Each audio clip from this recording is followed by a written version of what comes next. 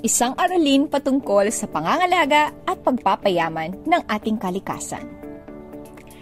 Pangalagaan at pagyamanin. Ang dalawang simpleng salitang ito ay nagtataglay ng isang mundo ng kahulugan. Kinakatawan nila ang ating responsibilidad na protektahan at pahusayin ang natural na mundo sa ating paligid, upang matiyak na ito ay nananatiling malusog at masigla para sa mga susunod na henerasyon. Sa kaibuturan nito, ang pagpapanatili at pagpapayaman ay tungkol sa balanse. Ito ay tungkol sa paghahanap ng mga paraan upang maturgunan ang ating mga pangangailangan nang hindi nakukompromiso ang kakayahan ng planeta na mapanatili ang buhay.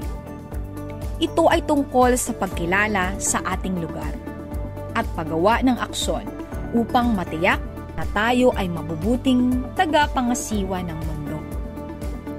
Ano nga ba ang kahulugan ng pagpapanatili at pagyamanin?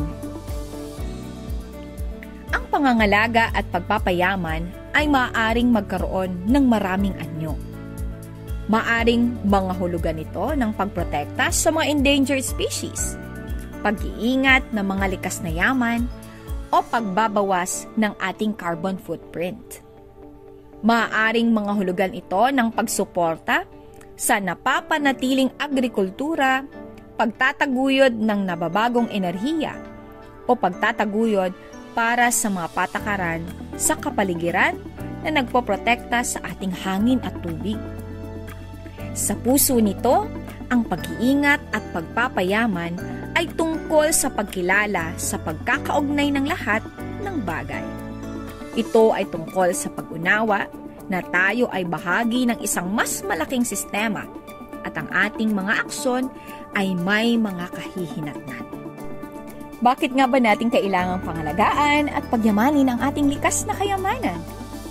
Una, dahil tayo'y pinagkatiwalaan upang pangalagaan ang anumang bagay na ipinagkatiwala sa atin. Responsibilidad natin bilang mga tagapangasiwa ng mundo na protektahan ang natural na mundo sa paligid natin.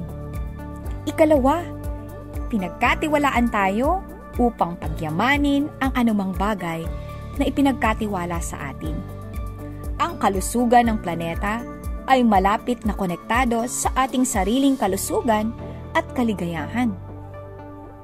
Paano naman natin mapapangalagaan at mapapayaman ito?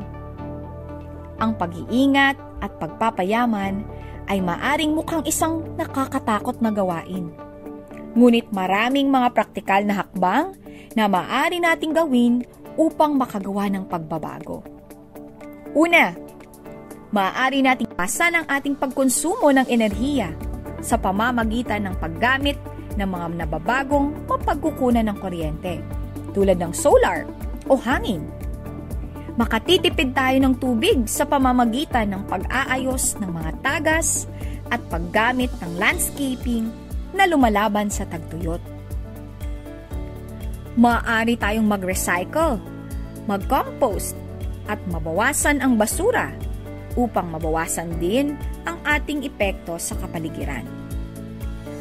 Maaari din nating suportahan ang mga organisasyon at patakaran na nagtataguyod ng pangangalaga at pagpapayaman sa ating kalikasan. Ang pag-iingat at pagpapayaman ay hindi lamang isang responsibilidad. Ito ay isang pagkakataon. Isa itong pagkakataon na gumagawa ng positibong epekto sa mundo, sa paligid natin, at lumikha ng mas magandang kinabukasan para sa ating sarili at sa mga susunod na henerasyon.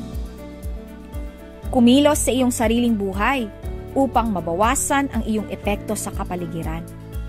Suportahan ang mga organisasyon at patakaran na nagtataguyod ng pangangalaga at pagpapayaman.